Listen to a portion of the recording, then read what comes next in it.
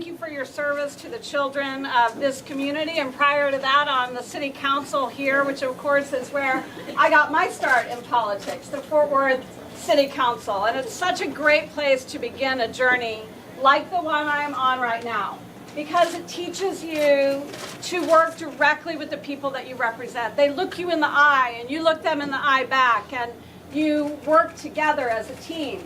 And when I went to the Texas Senate, I took with me that ideal, that value, that though I was further away from the people I represented, I had them in my mind and in my heart every single day, because I was accustomed to working so closely with them on the things that matter to them and their families. And I think it's about time that we have a governor who works for people like that.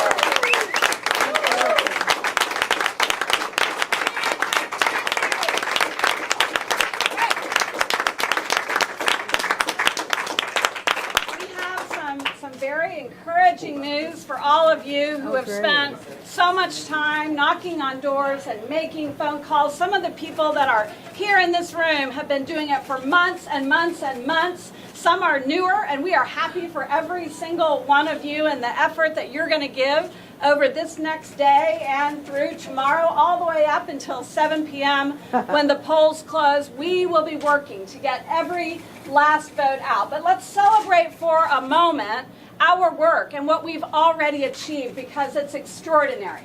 For the first time,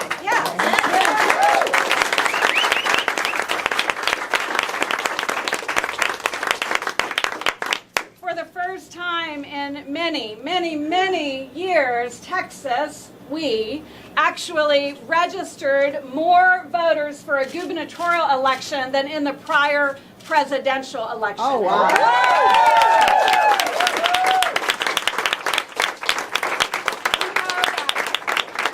Between the 2010 election and this election, we've added about 340,000 new voters. And most of those voters are ours, and they are the result of our collective hard work. So thank you for doing that.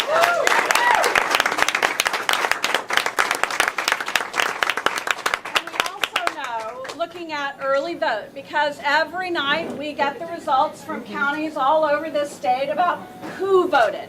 And the who voted is extraordinarily good news, because we set out in this race to do something that no one said could be done.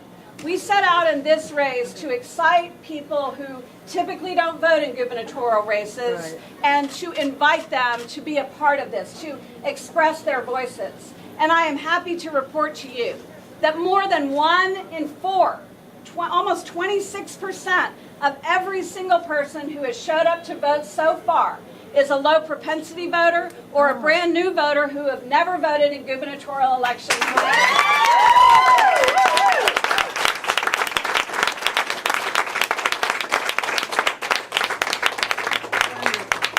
And we've also done something in early vote, again tracking who is shown up so far. We've also done something that we knew we needed to do to really turn this race in our favor. We have a greater percentage of African American and Latino voters who have voted so far in this election than voted in the 2010 election. And that is very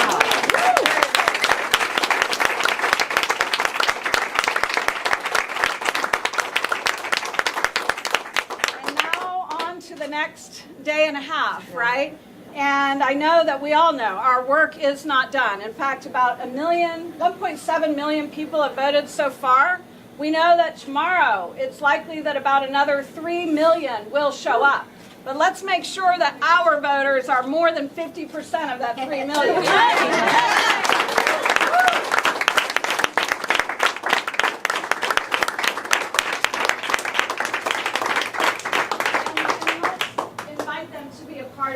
By helping them to understand what's at stake. Staying home is a vote.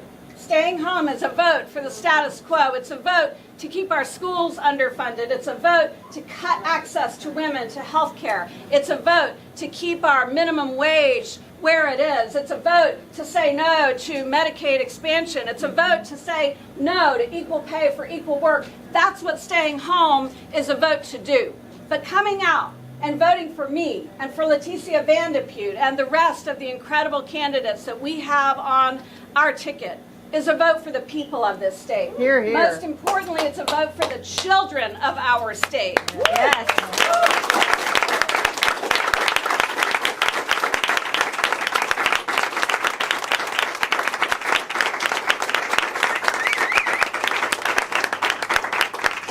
It's a vote to assure that every 4-year-old, no matter who they are or where they're from, has access to full-day pre-K. And every person in this room, of course, should own with pride the fact that San Antonio has set the precedent for doing this. Yes. We want to do it statewide.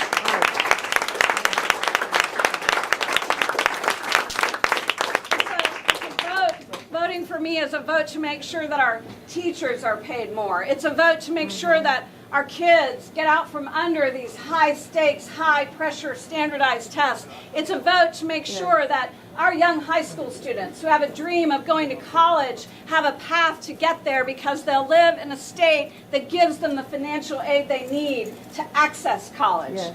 Voting for me is a vote for people who are working hard all over our state who deserve to earn an honest day's pay for an honest day's work, and we're going to fight to increase their minimum wage to $10.10 an hour so they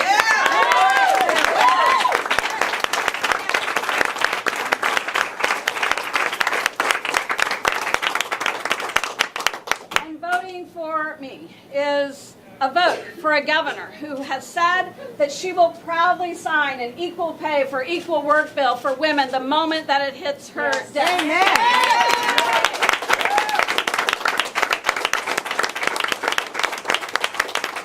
And it's a vote for the 1.2 million people who will be covered, whose families will be covered by health care for the first time, maybe in their entire lives. Because a vote for me is a vote to bring $100 billion of our Medicaid expansion money to Texas and put it to work for us. All right. And that's what we're going to do.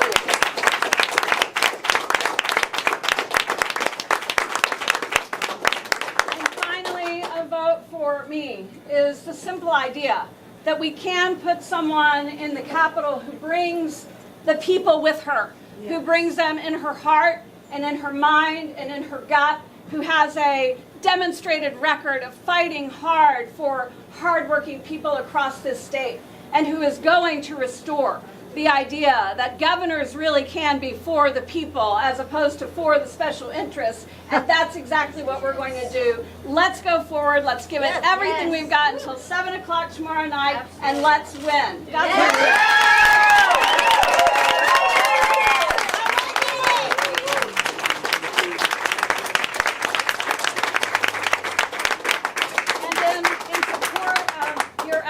We were proud to make sure that we had pizza and salad and sodas here for you to get your tummies full and your engines going for all that work that you're going to do in these next 2 days. That's the least we can do to say thank you. Thank you, Wendy.